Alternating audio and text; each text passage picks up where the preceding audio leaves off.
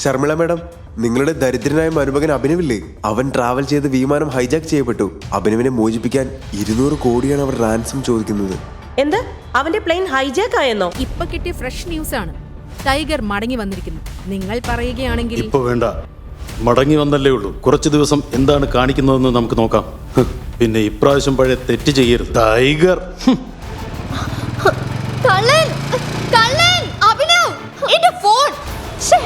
എന്തൊരു പേടിത്തൊണ്ടനാ നീ. ഒന്ന് പുറകെ ഓടുകയെങ്കിലും ചെയ്യടാ. അത് അനന്യ, ഞാൻ നിന്നെ കൊണ്ട് ഒന്നും നടക്കില്ല. പ്ലീസ് ആരെങ്കിലും ഓടി വരണേ. കള്ളൻ കൊള്ളാം. അന്ന് ചില ഗുണ്ടകൾ വന്ന് നിന്റെ ഭാര്യയെ ചീത്ത വിളിച്ചപ്പോ നിന്റെ വായിൽ നിന്ന് ഒരു ശബ്ദം പോലും പുറത്തു വന്നില്ലല്ലോ. ഇന്നിപ്പോ ദേ ഇതും. ആ ഫോൺ എനിക്ക് എത്ര ഇമ്പോർട്ടന്റ് ആണെന്നോ നിനക്ക് എന്തെങ്കിലും ഐഡിയ ഉണ്ടോ? യു നോ വാട്ട്, നിന്നെ പോലെ ഒരുത്തനെ കെട്ടിയതിൽ എനിക്ക് നാണക്കേട് തോന്നുന്നു. എന്റെ അച്ഛൻ വിചാരിച്ചിരുന്നെങ്കിൽ ഏതെങ്കിലും ഫിലിം സ്റ്റാറുമായി വരെ എന്റെ കല്യാണം നടത്തുവാൻ പറ്റുമായിരുന്നു. പക്ഷെ എന്റെ മുത്തശ്ശൻ നിന്നെ പോലൊരു ദരിദ്രവാസിയെ എന്തിനെ എന്റെ തലയിൽ കെട്ടിവെച്ചതെന്നാ എനിക്ക് ഇനിയും മനസ്സിലാകാത്തത്. ഓ ഗോഡ്. അഭിനവ് ഒരു ദരിദ്രനും അനാഥനുമായിട്ടാണ് വളർന്നത്. എന്നാൽ ഒരു പ്രത്യേക സാഹചര്യത്തിൽ പണക്കാരിയായ അനന്യയെ അവന് വിവാഹം ചെയ്യേണ്ടി വന്നു. അനന്യയുടെ ഭാരിച്ച ചെലവുകളൊക്കെ നോക്കി അവളെ സന്തോഷിപ്പിക്കാനുള്ള കഴിവോ പണമോ അവന്റെ കയ്യിലില്ലായിരുന്നു. ഭാര്യ വീട്ടിൽ താമസിച്ചിരുന്ന അഭിനവിന് അവിടെ ഒരു ബഹുമാനവും കിട്ടിയിരുന്നില്ല. അവിടുത്തെ വേലക്കാരികൾ പോലും അവനെ വഴക്കു പറയുമായിരുന്നു.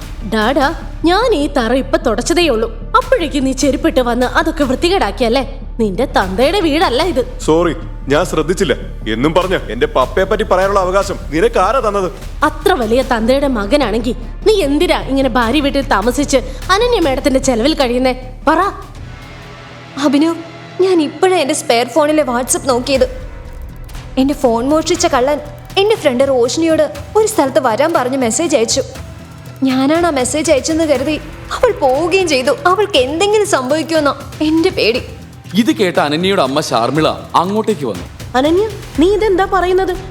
അരമണിക്കൂർ മുമ്പാണ് നിന്റെ നമ്പറിൽ നിന്നും എനിക്ക് മെസ്സേജ് വന്നത്. ഒരു അക്കൗണ്ടിലേക്ക് 10 ലക്ഷം രൂപ ട്രാൻസ്ഫർ ചെയ്യാൻ പറഞ്ഞിട്ട്. എന്നിട്ട് ഞാൻ പൈസ അയക്കുകയും ചെയ്തു. അമ്മ എന്തിനാ ട്രാൻസ്ഫർ ചെയ്യാൻ പോയത്? ദൈവമേ. അത് കേട്ടതും അനന്യയ്ക്ക് തല കറങ്ങുന്നത് പോലെ തോന്നി. എന്നാൽ അവളെ ഏറ്റവും പേടിപ്പിച്ചത് തന്റെ ഫ്രണ്ട് റോഷ്നിയെ ആ കള്ളൻ എന്തെങ്കിലും ചെയ്യുമോ എന്ന് ആലോചിച്ചപ്പോഴാണ്. അഭിനവ്, നീ അന്നേരം എന്റെ കൂടെ ഉണ്ടായിരുന്നതല്ലേ? നീ ഒരു തരി ധൈര്യമെങ്കിലും കാണിച്ചിരുന്നെങ്കിൽ ആ കള്ളനെ പിടിക്കാൻ നമുക്ക് പറ്റിയേനെ. I am warning you. റോഷ്നിക്ക് എന്തെങ്കിലും സംഭവിച്ചാ ഞാൻ നിന്നെയും ജയിലിലടയ്ക്കും. നിന്നെ പോലെ ഒരു ഹസ്ബൻഡിനോട് എനിക്ക് ഒരു തരി സഹതാപം പോലും ഉണ്ടാകില്ല. ഇവിടെ ഇങ്ങനെ കുറ്റിയടിച്ച് നിൽക്കുന്നത് എന്തിനാ? പോയി പോലീസിൽ ഇൻഫോം ചെയ്യേ, അതോ അതിന് ഞാൻ തന്നെ പോണോ ഇനി?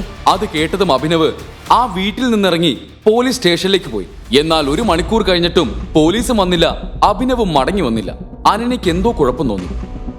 അവൾ അഭിനവിനെ ഫോണിൽ വിളിച്ചു. എന്നാൽ അവന്റെ ഫോൺ സ്വിച്ച് ഓഫ് ആയിരുന്നു. അവളുടെ ദേഷ്യം 10 ഇരട്ടിയായി. ഇവനെന്തിനാ ഫോൺ ഓഫ് ചെയ്തത്? എന്താ പറ്റിയേ? ഇത് എന്റെ ഫ്രണ്ടിന്റെ സേഫ്റ്റിയുടെ പ്രശ്നോ? എന്നിട്ടാണ് ആ അഭിനവ് ഫോൺ സ്വിച്ച് ഓഫ് ആക്കി മുങ്ങിയത്. ഇങ്ങനെ ഒരു ക്രൂരനെ കൊണ്ടാണല്ലോ മുത്തച്ഛൻ എന്നെ കെട്ടിച്ചത്. അനന്യയുടെ അമ്മ ശാർമിളയ്ക്കും അഭിനവിനെ ഒട്ടും ഇഷ്ടമല്ലായിരുന്നു. എന്നാൽ അവൾ അനന്യയെ പറഞ്ഞ് സമ്മതിപ്പിച്ച് അവളെയും കൂട്ടി പോലീസ് സ്റ്റേഷനിലേക്ക് പോയി. അഭിനവിനെ പറ്റി ചോദിച്ചപ്പോൾ പോലീസുകാരൻ പറഞ്ഞ ഉത്തരം കേട്ട് അവളുടെ ദേഷ്യം വീണ്ടും കൂടി. അഭിനവ് എന്ന പേരുള്ള ആരും ഇന്നിവിടെ വന്നിട്ടില്ലല്ലോ. മാത്രമല്ല മോഷണത്തിന്റെ പരാതി ഒന്നും കിട്ടിയിട്ടില്ല. ആ അഭിനവ് ഇനി എന്റെ മുന്നിലെങ്ങാനും വന്നാ അവന്റെ കരണക്കുറ്റി ഞാൻ അടിച്ചു പൊട്ടിക്കും. ഇൻസ്പെക്ടർ, എന്റെ ഫോൺ ഇന്ന് മോഷണം പോയി. മാത്രമല്ല എന്റെ ഫ്രണ്ട് റോഷ്നി അപകടത്തിലുവാ. ഇൻസ്പെക്ടർ FIR എഴുതാൻ തുടങ്ങിയപ്പോഴാണ് അനന്യയുടെ 2ാമത്തെ ഫോണിൽ നിന്ന് ഒരു കോള് വന്നത്. അത് ആ കള്ളന്റെ കെണിയിൽപ്പെട്ട റോഷ്നിയുടെ നമ്പറിൽ നിന്ന് വന്ന കോളായിരുന്നു. Roshni, hello Roshni. Hi Ananya, thank God. Abhinav കാരണം മാത്രം എനിക്ക് എന്റെ ജീവൻ തിരിച്ചു കിട്ടിയത്. ആ ഗുണ്ടകൾ ഭയങ്കര ക്രൂരന്മാരായിരുന്നു. അഭിനവ് കാരണം ജീവൻ തിരിച്ചു കിട്ടിയെന്നോ? എന്ന് വെച്ചാ നീ ഇപ്പൊ എവിടെയാ? ഞാൻ എല്ലാം നേരിട്ട് വന്നിട്ട് പറയാം. ഇരിക്കെ, നീ ഓക്കെ ആണോ? പറ, എന്താ സംഭവിച്ചത്? നിന്റെ ഫോൺ അടിച്ചു മാറ്റിയവർ ചെറിയ ടീമൊന്നും അല്ലായിരുന്നു. ഐ എം ഷുവർ അവർ വലിയ ഗുണ്ടകളായിരുന്നു. മാത്രമല്ല അവർ ഒരു വലിയ ഗാങ്സ്റ്ററിന് വേണ്ടിയാ ജോലി ചെയ്യുന്നത്. ആ ഗാങ്സ്റ്റർ ദുബായിലാണ് താമസിക്കുന്നത്. സർ, എനിക്ക് ഉറപ്പാണ് അവർ ഹ്യൂമൻ ട്രാഫിക്കിന്റെ വലിയൊരു റാക്കറ്റ് ആണ്. ഞാൻ അവരുടെ കസ്റ്റഡിയിലായിരുന്നപ്പോ അവർ അങ്ങനെ എന്തൊക്കെയോ പറയുന്നുണ്ടായിരുന്നു. പ്ലീസ് എന്നെ വെറുതെ വിടും. ഞാൻ എന്റെ ഫ്രണ്ട് അനന്യ പറഞ്ഞിട്ട് വന്നതാ. ഇങ്ങനെയൊക്കെ സംഭവിക്കുന്നത് എനിക്ക് അറിയില്ലായിരുന്നു. ഞാൻ കരുതിയത് അനന്യ അവളുടെ ഹസ്ബൻഡ് അഭിനവിനെ പറ്റി കുറ്റം പറയാൻ വേണ്ടി എന്നെ വിളിച്ചതാണെന്നാണ്. പ്ലീസ്. ഈ പെണ്ണെ എന്താ പറഞ്ഞേ?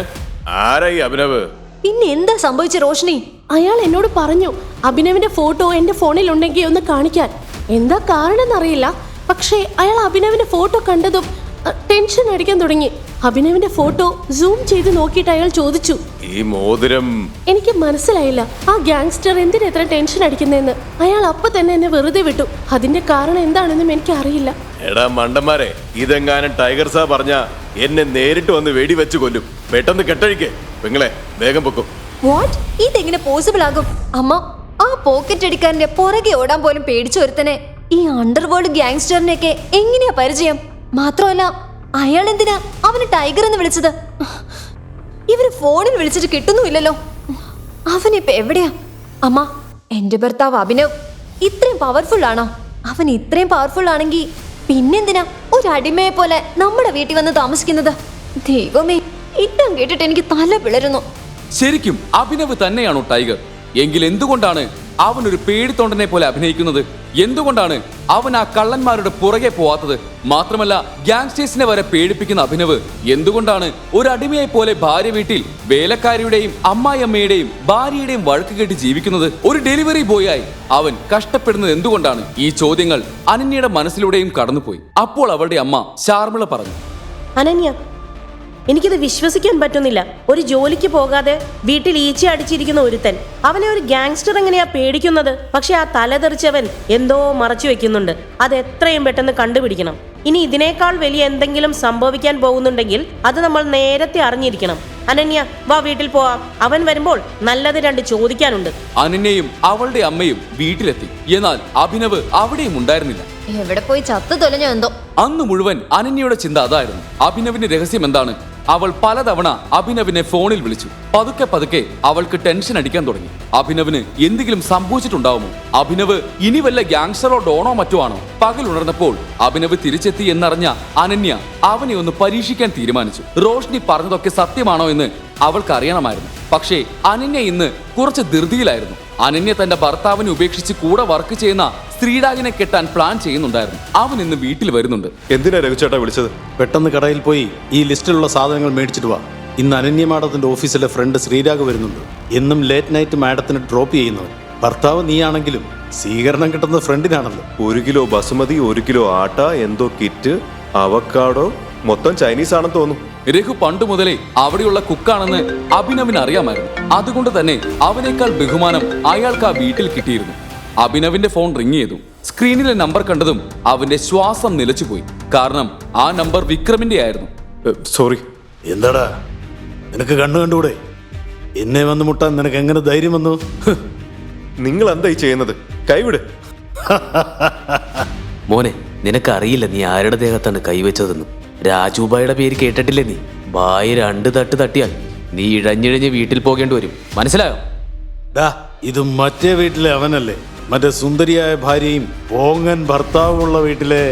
നമുക്കൊരു കാര്യം ചെയ്യാം, ഇവനെ അങ്ങ് കിഡ്നാപ്പ് ചെയ്യാം. എന്നിട്ട് ഭാര്യയെ കൂടി നമ്മുടെ താവളത്തിൽ വിളിക്കാം.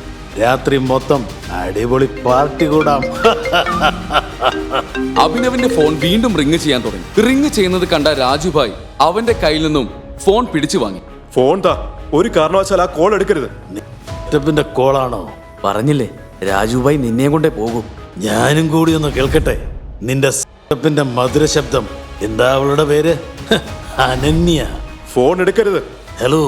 ആ ഫോണിന്റെ മറുതലക്കിൽ നിന്നുള്ള ശബ്ദം കേട്ട് രാജുഭായിയുടെ മുഖം വിയർത്തു. കൈ വിറച്ചുകൊണ്ട് അയാൾ ഫോൺ നിലത്തിട്ടു. എല്ലാ ഗുണ്ടകളും കൈ കൂപ്പിക്കൊണ്ട് അഭിനവിന്റെ മുന്നിൽ മുട്ടുകുത്തിയിരുന്നു. ഭായ്, എനിക്ക് നിങ്ങൾ ആരാണെന്ന് മനസ്സിലായില്ല. എന്നോട് ക്ഷമിക്കൂ പ്ലീസ്. സോറി ഭായ്. നിങ്ങളൊരു ദരിദ്രനും പേടിത്തൊണ്ടനുമാണെന്നാണ് ഞാൻ കരുതിയത്. നിങ്ങൾ ശരിക്കും ആരാണെന്ന് നിങ്ങളുടെ ഭാര്യയ്ക്കെങ്കിലും അറിയുമോ? എന്നോട് ക്ഷമിക്കൂ ഭായ്. ഭായ് ക്ഷമിക്കൂ പ്ലീസ്. അപ്പോഴേക്കും അവിടെയാകെ പൊടി പറന്നു. എല്ലാവരും ആകാശത്തേക്ക് നോക്കി. ഒരു ഹെലികോപ്റ്റർ താഴേക്ക് പറന്നു വന്നു. എന്തിനാണ് ആ ഹെലികോപ്റ്റർ വന്നത്? എന്തുകൊണ്ടാണ് ആ ഗുണ്ടകൾ അഭിനവിനെ താണു വണങ്ങിയത്? ടൈഗർ ഗ്രൂപ്പിന്റെ മാനേജർ വിക്രവുമായി അഭിനവിന് എന്താണ് കണക്ഷൻ? പിറ്റേ ദിവസം അനന്യയുടെ അമ്മയ്ക്ക് ഒരു ന്യൂസ് ലഭിച്ചു. ശർമിള മാഡം, നിങ്ങളുടെ ദരിദ്രനായ മരുമകൻ അഭിനവില്ലേ, അവൻ ട്രാവൽ ചെയ്ത് വിമാനം ഹൈജാക്ക് ചെയ്യപ്പെട്ടു. അഭിനവിനെ മോചിപ്പിക്കാൻ 200 കോടിയാണ് അവർ റാൻസം ചോദിക്കുന്നത്. എന്ത്? അവന്റെ പ്ലെയിൻ ഹൈജാക്ക് ആയെന്നോ? ഇതിനേക്കാൾ ഒരു നല്ല ന്യൂസ് വേറെ ഇല്ല. ഞാൻ അവനെ ഇറക്കാൻ 200 രൂപ പോലും ചെലവാക്കില്ല. അപ്പോഴാണ് 200 കോടി. ആരാ എന്തിനാ ഇത് ആവശ്യപ്പെടുന്നത്? ഇന്നലെ വരെ വേലക്കാരിയുടെ തെറി കേട്ടിരുന്ന, ഭാര്യയുടെ തെറിവിളി കേട്ട് ജോലിക്കാരന്റെ മുറിയിൽ കിടന്നിരുന്ന, വെറും 100 രൂപ വിലയുള്ള ഷർട്ട് ഇട്ടിരുന്ന അഭിനവ് അവന് വേണ്ടി 200 കോടിയുടെ മോചന ദ്രവ്യം ആരായിരിക്കും ആവശ്യപ്പെട്ടത്? അനന്യ, നീ കേട്ടോ അഭിനവിന്റെ കാര്യം? അമ്മ, എനിക്ക് ഈ അഭിനവിന്റെ കാര്യത്തിൽ ആദ്യമേ സംശയം ഉണ്ടായിരുന്നു. അമ്മയ്ക്ക് ഓർമ്മയില്ലേ, കുറച്ച് ഗുണ്ടകൾ ചേർന്ന് റോഷ്നിയെ തട്ടിക്കൊണ്ടുപോയത്? അവരും ഈ അഭിനവിനെ പേടിച്ച അവളെ വെറുതെ വിട്ടത്. കഴിഞ്ഞ ദിവസം അവന് ടൈഗർ ഗ്രൂപ്പിന്റെ വിക്രം സാറിന്റെ കോളും വന്നിരുന്നു. ഞാൻ കരുതി വല്ല സ്പാം കോളും ആയിരിക്കും, ഇഗ്നോർ ചെയ്തേക്കാമെന്ന്. രഘുചേട്ടൻ അവന് സാധനം വാങ്ങാൻ പറഞ്ഞയച്ച ശേഷം ഈ തമ്പുരാൻ പിന്നെ മടങ്ങി വന്നിട്ടുമില്ല. എനിക്കൊരു കാര്യം മനസ്സിലാവുന്നില്ല, ഈ അഭിനവിനെ എന്ത് കണ്ടിട്ടാ ഹൈജാക്കേഴ്സ് പിടിച്ചു വെച്ചിരിക്കുന്നതെന്ന്. ബാക്കി എല്ലാവരും പറഞ്ഞു വിട്ടിട്ട് ഇവനെ മാത്രം പിടിച്ചു വെച്ചിരിക്കുന്നു മണ്ടന്മാർ. മാത്രമല്ല, എന്താ അവരുടെ ഡിമാൻഡ്? 200 കോടിയോ? എനിക്ക് തോന്നുന്നത് ഈ അഭിനവ് തന്നെ അവരോട് പറഞ്ഞു കാണും അവന്റെ ഭാര്യ വീട്ടിൽ 200 കോടിയുടെ സ്വത്തുണ്ടെന്ന്. അനന്യ മാഡം, അഭിനവ് അങ്ങനെയൊന്നും പറഞ്ഞിട്ടില്ല. അവൻ സൈലന്റ് ആണ്. പക്ഷെ ഹൈജാക്ക് ചെയ്തവർ തന്നെയാണ് പറഞ്ഞത് 200 കോടി കിട്ടിയില്ലെങ്കിൽ അഭിനവിനെ അവർ കൊന്നുകളയുമെന്ന്. അപ്പോ പിന്നെ അവനെ രക്ഷിക്കാൻ നമ്മുടെ മുഴുവൻ സ്വത്തും വിറ്റു തുളയ്ക്കണോ? അവൻ ചാകട്ടെ, അത് തന്നെയാണ് നല്ലത്, അനന്യയ്ക്കും ഈ ഫാമിലിക്കും. ഷാർമിള TV ഓൺ ചെയ്തു.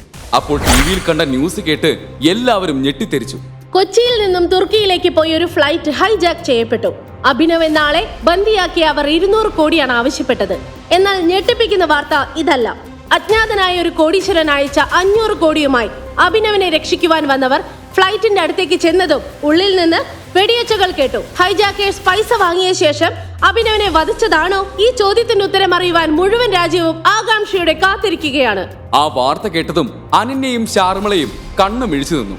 അനന്യ വിശ്വാസം വരാതെ ചോദിച്ചു, ആരായിരിക്കും അഭിനവിനെ രക്ഷിക്കാൻ 500 കോടി അയച്ചത്? മുത്തശ്ശന്റെ കയ്യിൽ പോലും അത്രയും പൈസ ഇല്ലല്ലോ. ഈ അഭിനവ് എപ്പോഴാ ഇത്രയും ഇമ്പോർട്ടന്റ് ആയത്? അവന് വേണ്ടി 500 കോടി മുടക്കാൻ വരെ ആളുകളുണ്ടോ? അനന്യ, ഇവൻ ശരിക്കും ആരാണെന്ന് നമുക്ക് കണ്ടുപിടിക്കണം.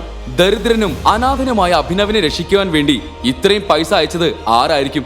ഫ്ലൈറ്റിനുള്ളിൽ കേട്ട വെടിയൊച്ച അഭിനവിന്റെ ജീവനെടുത്ത് കാണുമോ? അഭിനവിന്റെ ഫോണിലേക്ക് വന്ന ആ കോൾ ആരുടെയായിരുന്നു? എനിക്ക് തോന്നുന്നത് നമ്മുടെ കയ്യിൽ വന്നുപെട്ടത് വളരെ പവർഫുള്ളും പണക്കാരനുമായ ഒരു ഇരയാണെന്നാണ്.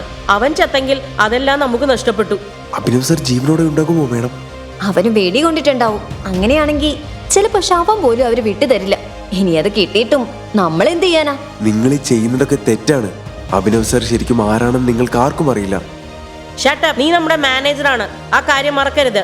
I have proof madam. ഇത് നോക്ക്. ഇതിൽ ആരുടെയും പേര് പോലും ഇല്ലല്ലോ. What nonsense. ഇത് അഭിനവ് സാറിന്റെ ഫയലാണ്. ഇന്നലെ പച്ചക്കറി വാങ്ങാൻ പോയപ്പോ വണ്ടിയിൽ മറന്നു വെച്ചതാണ്. ഇവിടുത്തെ അടുക്കള പണി ചെയ്യുന്നവന്റെ കയ്യിൽ 1 രൂപ പോലും ഉണ്ടാകില്ലെന്ന് ഉറപ്പാണ്. ഷാർമിള ഫയൽ തുറന്നു വായിക്കാൻ തുടങ്ങി. അതിലെ ചില കാര്യങ്ങൾ വായിച്ചപ്പോൾ അവരുടെ ഹൃദയം നിലയ്ക്കുന്നത് പോലെ തോന്നി. അവർ ഞെട്ടലോടെ അലറി, അനന്യ, നമുക്ക് തെറ്റുപറ്റി. നീ ഇപ്പോ തന്നെ അഭിനവിനെ വിളിച്ചിട്ട് ആദ്യം തന്നെ അവനോട് മാപ്പ് പറയ, ഇല്ലെങ്കിൽ നമ്മുടെ എല്ലാവരുടെയും കാര്യം പോക്കാ. അഭിനവിന്റെ സത്യം നമ്മൾ അറിയാതെ പോയല്ലോ. അനന്യ, ഫോൺ ചെയ്യാൻ. ഒരു മിനിറ്റ്, എന്താണ് അഭിനവിന്റെ യാഥാർത്ഥ്യം? എന്താണ് ആ ഫയലിൽ എഴുതിയിരിക്കുന്നത്? ആരെങ്കിലും ഒന്ന് പറയോ അതിലെന്താണെന്ന്? കോൾ വിളിക്ക. ഷാർമിളയെ ഞെട്ടിക്കുന്ന എന്ത് വിവരങ്ങളാണ് ആ ഫയലിൽ ഉണ്ടായിരുന്നത്? അനാഥനും ദരിദ്രനുമായ അഭിനവിന് വേണ്ടി ഇത്രയും കാശ് അയച്ചത് ആരാണ്? എന്തുകൊണ്ടാണ് ഒരു ഗ്യാങ്സ്റ്റർ അഭിനവിന്റെ ഫോട്ടോ കണ്ട് പേടിച്ചത്? ഒരു പേടിത്തൊണ്ടനെ പോലെ ജീവിച്ചിരുന്ന അഭിനവിന്റെ ജീവിതത്തിൽ ഇനി എന്തൊക്കെയായിരിക്കും ഈ കഥയിൽ സംഭവിക്കുക? ഇനിയും എത്ര രഹസ്യങ്ങളാണ് പുറത്തു വരാനുള്ളത്?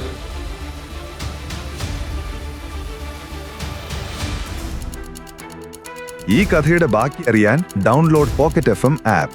Link in description.